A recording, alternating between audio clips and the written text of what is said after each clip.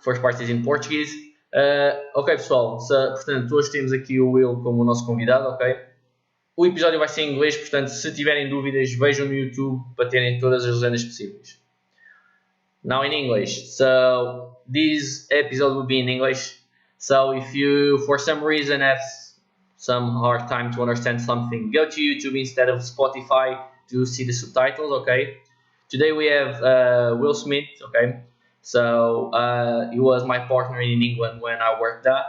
He will speak a little bit about himself and how he got to the fitness industry and a little bit how he trained as a strongman and a bodybuilder. Okay, Will, how are you? Yeah, I'm good, mate. How you doing? I'm perfect. Good. Better weather here than in England, even if we still with a little bit rain. Yeah, that's for sure, mate. Always. So, speak a little bit about yourself. Okay, so as I said in the beginning, what made you to enter in the fitness industry? How did you get to bodybuilding and the strongman? So, just speak a little bit about yourself. Okay, so yeah, I've probably been in the fitness industry for about over 10 years, I'd say. So I qualified as a PT age of 19.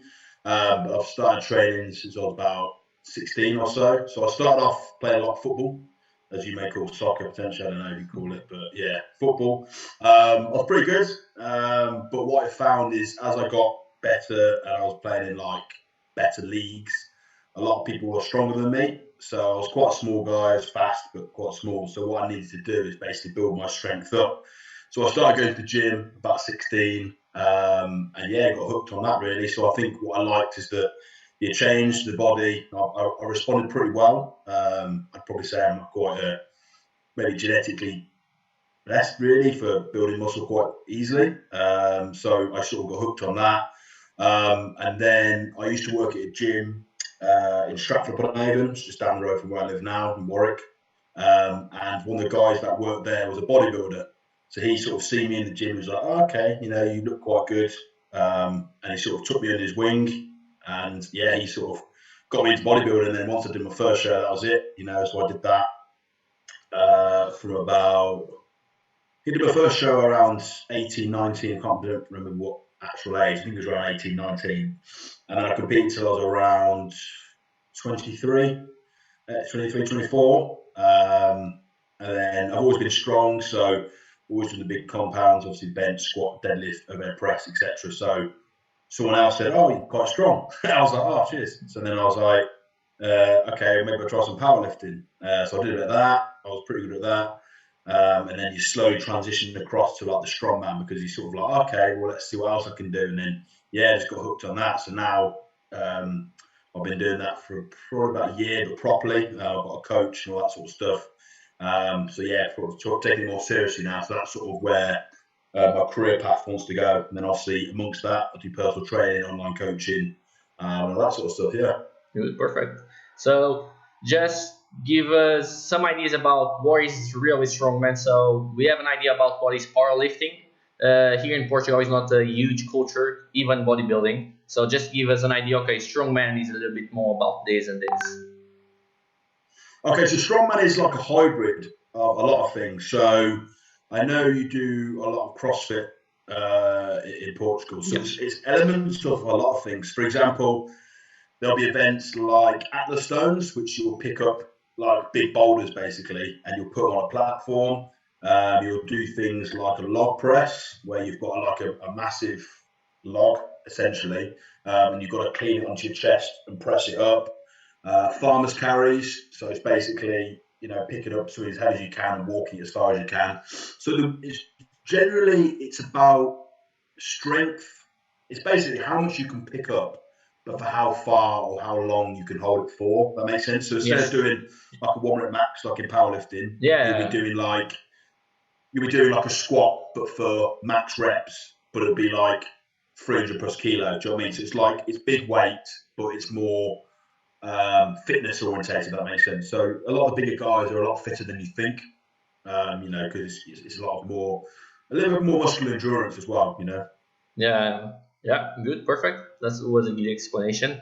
So let's go a little bit more inside of the training, okay? So how do you organize your training? or if you train some bodybuilders or strongmans too, how do you organize, let's say, a little bit their periodization, especially in terms of hypertrophy, in terms of volume, intensity? How do you work with that to at least get better or to maintain the level that you want? So yeah, so I think it depends on the individual because everybody can handle different types of volumes. So sometimes some people might fatigue too quickly, so you might have too much volume. Some people respond high volume, some people respond low volume, high frequency, low frequency. It depends on the individual. But if you say, for example, take a bodybuilder, for example, obviously the main aim of a bodybuilder obviously is to break down muscle, break it down, build it back up. Do you know what I mean? So you never want to obviously go to complete failure like you would when you do strength training because it's sort of different styles. So you sort of, with bodybuilding, you tend to get away with higher frequencies and sort of like medium volumes or such because you're looking at that like 60 to sort of 80% range, for sort of the weights that they're using. Because what you're trying to do is it's not sort of how you lift something; it's almost the time. It's not like the speed at which you lift something; it's how it gets A to B. So it's more like that sort of time and attention, which is going to be breaking down the muscle fibers. So you probably get someone, and you tend to split the body parts more equally. Do you know what I mean? So again, this is just generalized, but if you get someone, usually they might do, chest and triceps, back and biceps, shoulders, legs, that sort of split. Again, obviously, depending on what body parts they've got which are lacking, you may increase volume on those particular parts. But a rule of thumb, really, you sort of split things up because you're not going to failure. Your recovery will be better. So you could do like chest and triceps, then the next day back and biceps. Then if you're talking about strongman, for example, it ties a little bit within powerlifting sort of rules, really. So like it's all about periodization, really. So you might start with volume up here, and then like intensity down here, and then as you go through the weeks, you'll then get to about here, so then you'll peak. So what you're generally trying to do is you're trying to train the CNS system to respond to load. You know what I mean? Like sort of increase it. So I think it becomes a little bit more sciencey when you talk about strength, because you're trying to increase strength without going to failure, because then you'll be fatigued, and then if you go to the next day, so you generally train less when you're doing for strength. So for a powerlifter or a strongman, you generally might do 3 to 4 times a week. Because of the load you're lifting, you need that recovery period to obviously then get better. Because if you go in the next day and then try and do a bloody bench press or something, you're gonna be fatigued. It's not going to be the same power output as if you would have an extra day of rest. And then obviously with the strongman stuff, you then will add a couple of events. So you'll generally train like a powerlifter, but then you'll have to specifically add the events in to each of the days to be better at them. But off-season versus sort of pre-contest, pre-competition is different, because if you know what events you're going to train for, then you'll add those in. In the off-season, you tend to work on what you're weak on, so then you're generally better at everything. If that makes sense. You know what I mean? No, that's good. I think you touched that point, that you need to adapt how you train, especially if you are close to the competition or not, and what is your main goal. So if it's strongman, if it's more bodybuilding, and how do you adapt a little bit that part. So just give us a little bit of the idea of, let's say, what kind of methodology you think you feel better to work. So let's say if you do a kind of pro split or a kind of full body workout, or if you mix that depending on if you are close to competition or peak time or whatever. So you're about bodybuilding or? Yeah, more now for you. Okay, so you can. You said in the beginning that you are more focused now on strongman, right? So how do you organize that? You keep doing a kind of bro split, let's say push one day and pull on the other, or you try to get more full body workout since you have less frequency. So with strongman, you tend to go. It probably classes more full body, really, because you're not specifically trying to grow a particular body part. You're trying to increase performance. Okay. So it's a little bit more less. You're not trying to like. So when I walk in the gym, my goal isn't to sort of build muscle. It's to obviously move weight quickly or increase performance. So then I can take that to a competition sort of scene. So generally what you tend to see is, you probably see it as a full body. It might be like a pull or a push style workout, that sort of thing, but it might be a full body, because what you may do is you might do you might do a log press, then you might do like a bench press, then you might do a tricep particular exercise, then you might finish off with some farmer's carries. Do you know what I mean? So generally, you'll tend to work on, say, the main thing, so say like the log press. Yes. That'd be classed as a pushing movement, but then you'll then back that up with like an accessory. So it might be like, if you're weak, generally, say for example, like you'll look for weaknesses. So if your lockout is weaker, then you might work on your triceps more. You know, if your bottom portion is weaker, you'll then have to work on more like the top of your chest. You might do a bit more incline. So generally, I tend to work it like, so I might do a squat day, a deadlift day, sort of an overhead press day, and then I do like maybe like an events day. That's how I tend to do it. No, that's good. Don't really work too much on your bench press. Okay. That's usually like you accept, because it's more incline, so you tend to work more with incline stuff than flat. Because also when you're doing strongman, you don't really use your chest that much. You don't like. It's not like obviously when you do powerlifting where you have to have a big bench. Do you know what I mean? It's more about your shoulders back, and your core and your legs basically. Okay, good. In terms of, let's compare a little bit here the bodybuilding and the strongman. You think that in strongman, a little bit the idea that you are giving to me is that you work a little bit more in specific exercises, especially when you are get probably close to comp. When in bodybuilding, instead of the exercise for itself, you focus just in growing. So let's say you would do a kind of push workout on twice per week to increase your chest, because the main goal is that. Where in strongman, you don't really need to get like big arms and big shoulders. You need to perform, let's say, I need to push harder or do more reps. So that's the idea, right? Yeah. So generally, like when you grow muscle when you're doing strongman, that's like secondary, because obviously when you're lifting heavy over a period of time, that's a given. Do you know what I mean? You're going to build muscle, but that's why if you look at a bodybuilder, they look big, but they tend to be not as strong as if you compare like a powerlifter or a strongman, you know, because their goal is, like I said, like to answer your question, and so basically you would probably get away with training chest twice a week if you did bodybuilding. But if you say you were doing log press twice a week, it might benefit you, but if you were doing both heavy sessions, then like it wouldn't benefit you at all. Do you know what I mean? Because you get fatigued faster. So you'll get away. So when you're doing bodybuilding, you could get away with training more, because you're not really. It's just pumping the muscle. So you're just driving blood into the muscle and breaking down muscle fibers enough to then go home, eat protein, rest, and then grow again. So it's like I think since doing both, they're both different, but it's almost like a bit boring sometimes. Just get a bit. You know what I mean? It's like, because obviously, like sometimes I'll go in a period of time where I need to build a bit of muscle, because to get stronger, you have to build the muscle, then make that muscle stronger. So sometimes you do need to go through those periods of time where you need to build more muscle in strongman, but it's not generally like that's not your main target. Do you know what I mean? It depends on sort of what you're trying. If you're going to be world's strongest man and you're weighing like 70 kilo, that's not going to happen. Do you know what I mean? Because you're going to get guys which are like 150 to 200 kilo. So mass moves mass. Do you know what I mean? So yeah.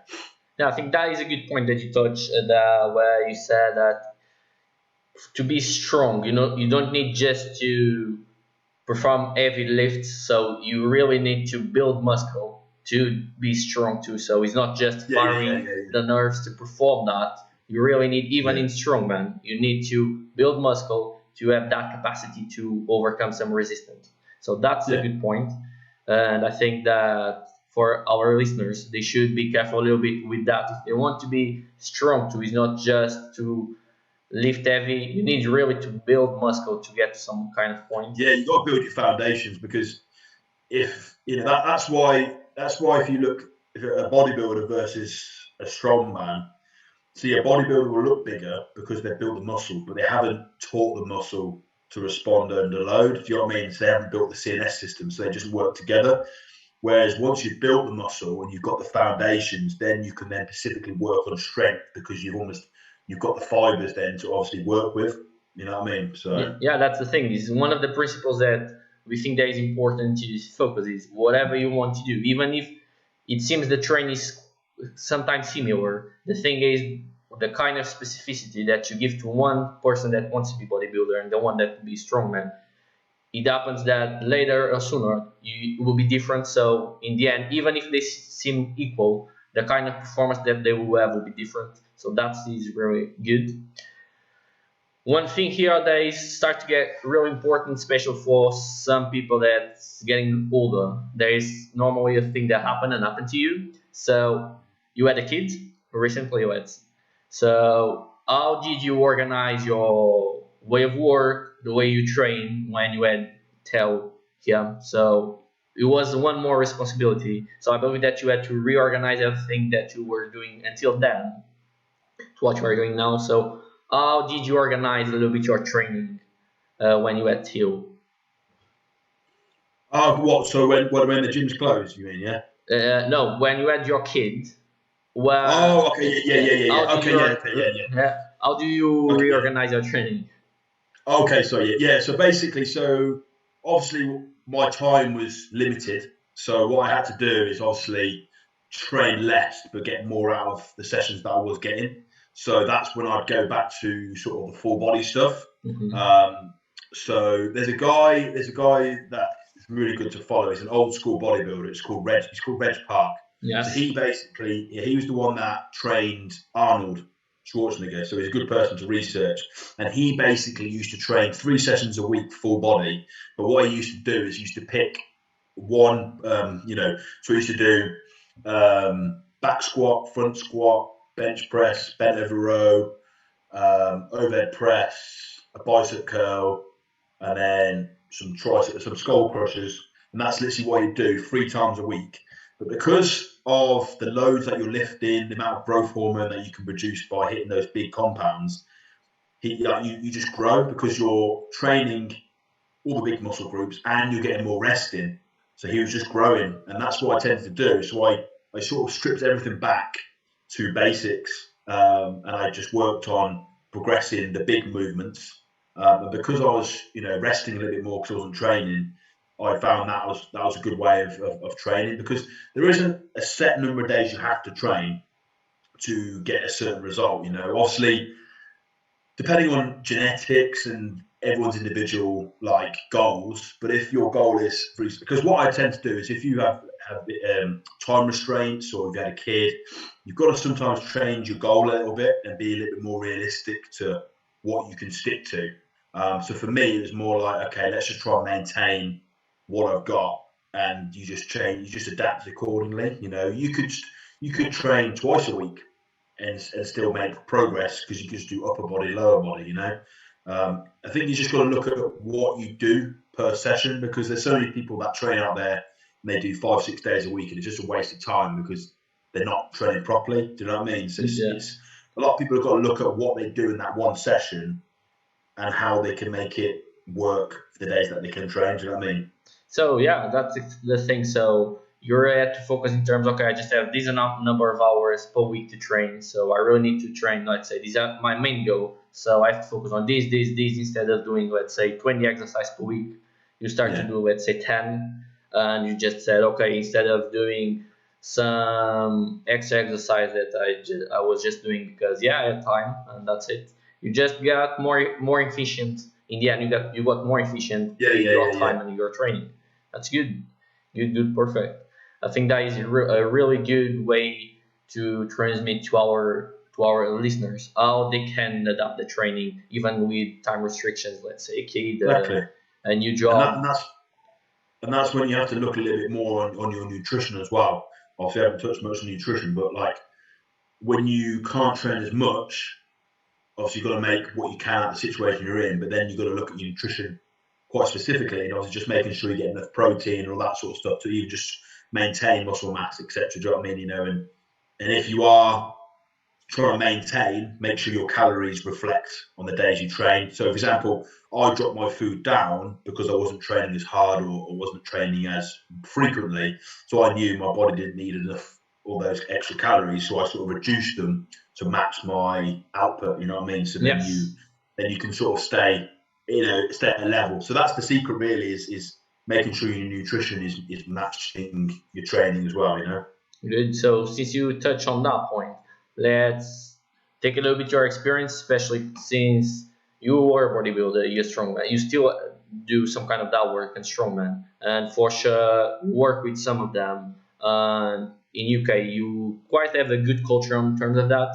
So how do you manage your nutrition? So how you take care in terms of carbs intake, calories intake, protein intake, a little bit of supplementation too. What kind of things do you supplement yourself to? And you think that is a good thing for some people that want to enter on the fitness and to get more leaner and stronger? What kind of thing they should focus? Okay, so generally, the first thing to consider is obviously your goal. Okay, so obviously you're looking to build muscle mass. Obviously, you've got to be in a surplus. So obviously, a surplus is obviously eating eating basically more than you're burning. Okay, and then obviously, if you're looking to lose body fat or get leaner, then obviously you need to burn more than you're eating. Okay, so that's the first thing people need to consider when they're actually sort of looking at the nutrition. And for most people, when they're starting in the gym, they need to obviously be in a surplus, unless you're overweight or, you're not in a good position, then, it depends. So first of all, you need to sort of see what position you're at. And that would obviously determine where you go from there. So let's just say, for example, you're looking to build muscle. Okay. So once you've found out how many calories you need, so we won't go into too much detail, but if you go onto Google and just type in, calorie calculator, and it will come up with a load of things like height, weight, how many days you train. It will just give you, it will spurt out like a number, okay? And that number will probably tell you what you need to eat to maintain your muscle, so what you need to eat to basically maintain the same weight, stay the same. Okay, so once you've got that, then I would advise to maybe add 300 to 500 calories on top of that, and that then gives you your surplus, okay? So once you've got that, I then go by the rule of 1 gram per pound I weigh. So I weigh 275 pounds, so I'll have 275 grams of protein. Okay, that's a sort of a rule of thumb, really. Okay, and then what I tend to do is I would work out what my fats would be. So I usually go around 20%. So if you work out 20% of your calories, that'll then spurt out another number, and then I fill the rest with carbs. Pretty simple. That's how I tend to do things with my clients, with myself. And that's generally what you need to consume every single day. Okay, so I used to be one of these people that was like, I've got to eat every 2 hours, I've got to eat every 3 hours. And for me now, it's as long as I'm eating protein every 4 to 6 hours. It generally is every 3, just by how my day works out. But I'm not too bothered. I'm more bothered about the total, making sure every single day I'm getting that total, calorie intake per day. And for most people, don't be too worried about when you eat. Just go, by the end of the day, make sure you get that number in, and then you'll be fine. And that's the secret. It's being consistent with the calories that you have. Making sure every single day you're nailing it in. Whether it be if you're trying to build muscle, whether you're trying to lose body fat, and that's where people go wrong. It's the patience and the consistency of something. They do it for 2 days and they go, why am I not losing body fat? You've got to do it consistent, So that's your number one. Okay, supplements. Again, obviously they're supplements. So obviously they're supplement what your body can't get or get a lot of. So I would never advise anyone until they've got their diet right. So obviously take supplements, because people then get a bit lazy. Mm-hmm. If you say, take this, take that, then they forget about their diet. But there's a few things, especially from a performance point of view. Obviously got a lot of research. So obviously got your creatine. Monohydrate, 5 grams a day. That's probably the best thing out there, which has actually got a lot of research. Obviously, got your whey protein, which sometimes I don't really class as a supplement, because it's like almost like a food supplement, if that makes sense. Yeah. You could class it. Some people class it as food, so I don't really class it too much as a supplement as such. And then you've got things like glutamine, which are really good for like gut health. That's really effective. And then all your essential sort of stuff. So like a multivitamin, good fish oil.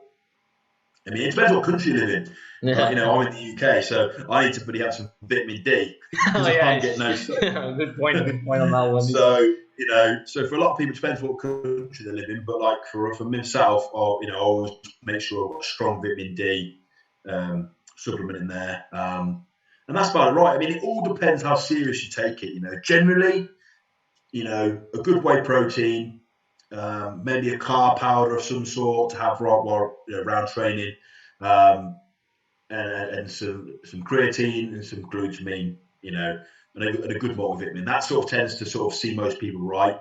It's when you get a little bit more into it, and you think, right, okay, maybe I'm going to compete, or maybe I'm going to take myself a bit seriously. Then you probably could go with maybe some EAAs, which are like potential amino acids, potentially, while you train. But then that gets a bit complicated because it depends how many calories you're consuming. If you're building muscle, you can probably get away with not having any of that. If you're losing body fat, or you're really deep into your diet and you're like your low percentage body fat, then you probably could do with some EAAs because it will just help protect your muscle mass a little bit more because you're not consuming that many calories. So yeah, it all depends on how serious. But I would say, you've got to nail your diet first, make sure that's spot on, and then obviously worry about your supplements after that.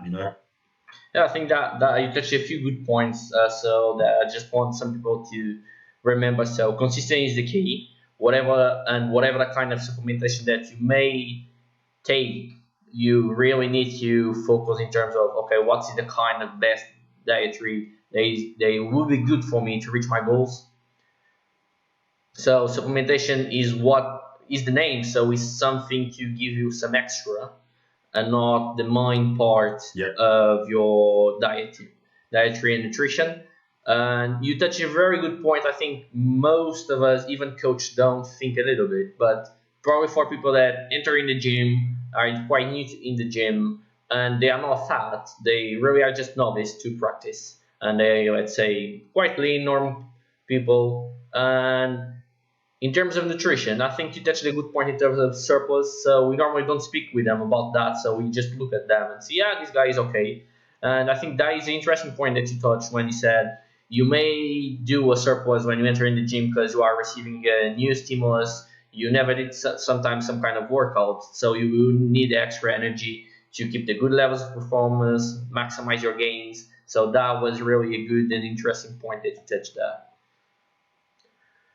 So, and here to finish a little bit, how do you organize in terms of online coaching? So you are online coaching too, it's not just a PT. So how do you work on that point, and how you adapt your business and your way of training yourself to the lockdown? So you are, as us in Portugal now, you are in lockdown probably much longer than us. We start in end of January, start before Christmas, right?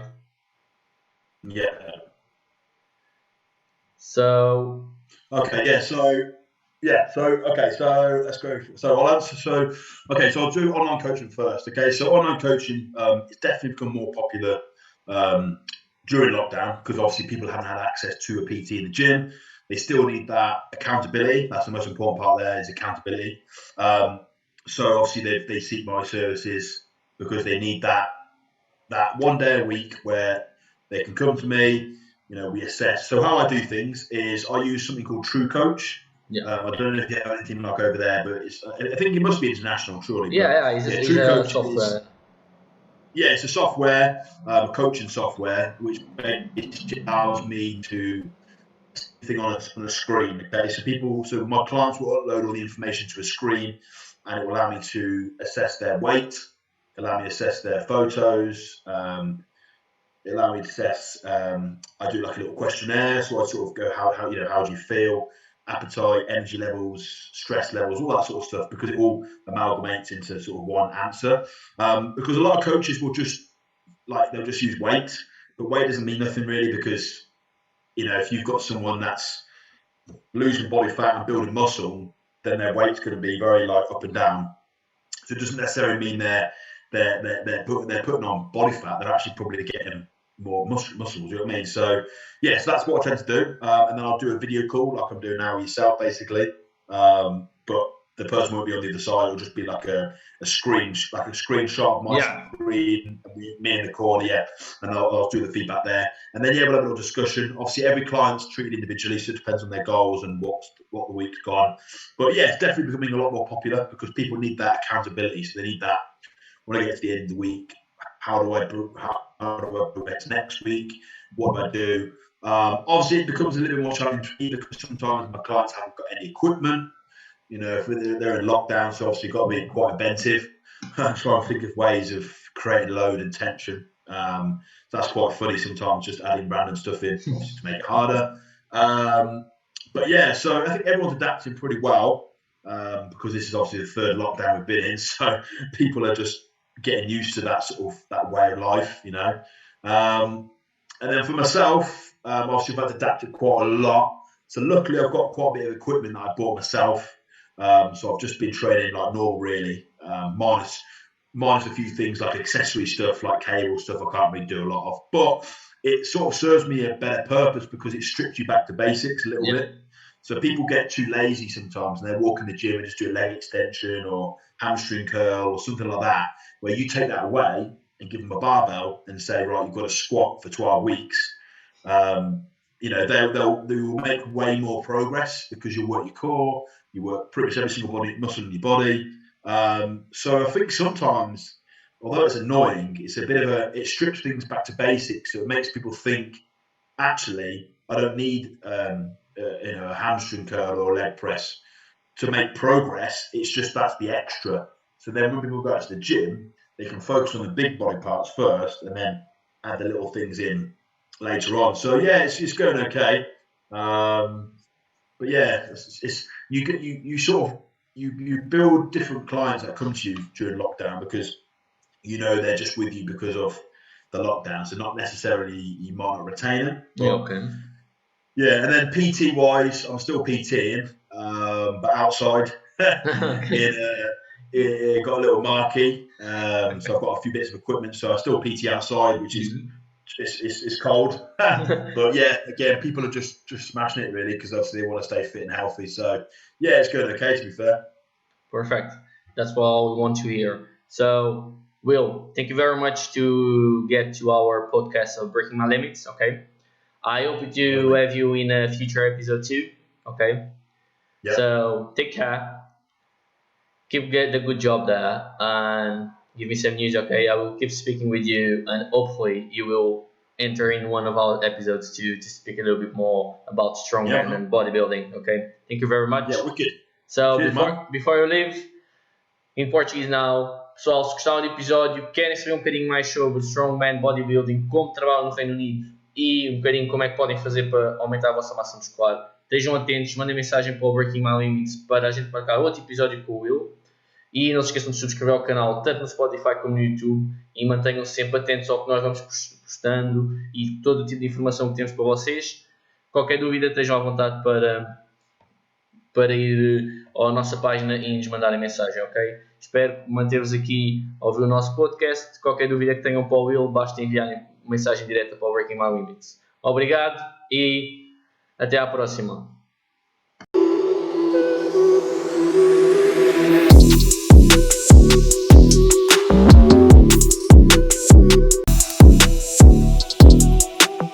Estás farto de tentar treinos e dietas sem nunca alcançar o teu corpo de sonho?